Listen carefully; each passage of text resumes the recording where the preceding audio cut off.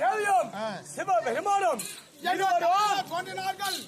ஆனால் அண்ணன் வந்ததோடு ரிஷப வாகனம் நல்லதா கெட்டதா என்று கேட்டேன் வியாசர பகவானை.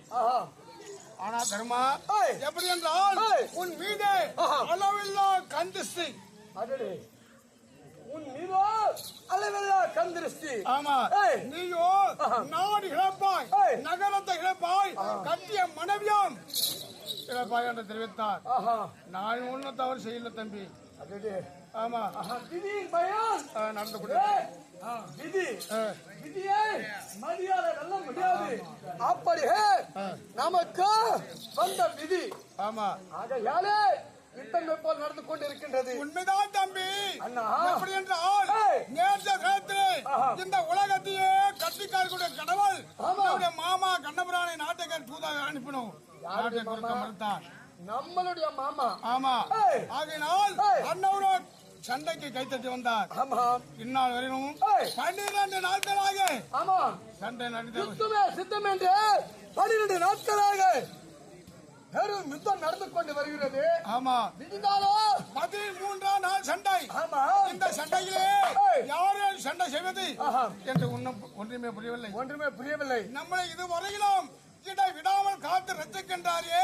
அந்நாள் முதல் இந்நாள் வரை இடை விடாமல் நம்மளுடைய மாமா. ஆமா, எம்பெருமான் அண்ணவரை மனதிலே தானம் செய்து அண்ணவரை வரவழைத்து இதற்கு தகுந்த ஆலோசனை கேட்கலாம். புறப்படுவார்.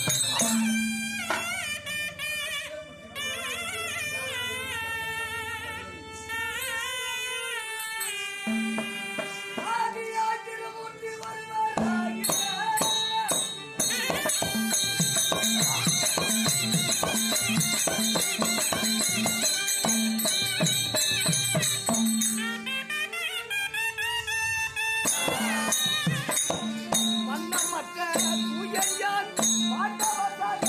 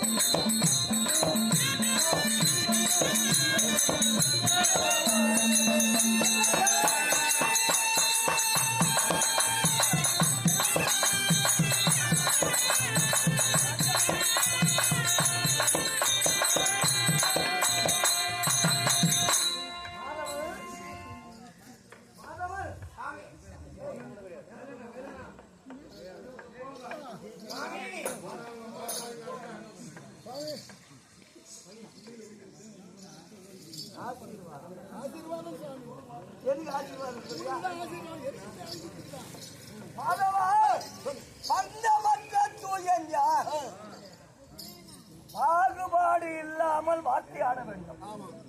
மாமன் ஒரு பேச்சு பேசக்கூடாது, மச்சான் ஒரு பேசக்கூடாது, அண்ணன் தம்பி உற்றார் உறவினர் சொந்தக்காரர் பேசக்கூடாது, வார்த்தையாடக்கூடாது. பந்தம் அற்ற தூயன் யார்? பஞ்சம் வேற, பந்தம் வேற. பஞ்சம் என்பது ஆகாயம், பூமி, நீர், நெருப்பு, காற்று, இதுதான் பஞ்சபூதங்கள் சொல்லுவாங்க. ஆனா பந்தம் வேறு. பந்தம் அற்ற தூயன், சொந்தக்காரன்னு பேச மாட்டேன், எல்லாருக்கும் பொதுவா பேசக்கூடியவன் இந்த கண்ணன். பந்தமற்ற தூயன் யான், நான் பாண்டவர்களுக்கு சகாயனாக வாழ்ந்து வருகிறேன். ஆமா, அறிந்தாயா? அறிந்து சுவாமி. அமருங்கள்.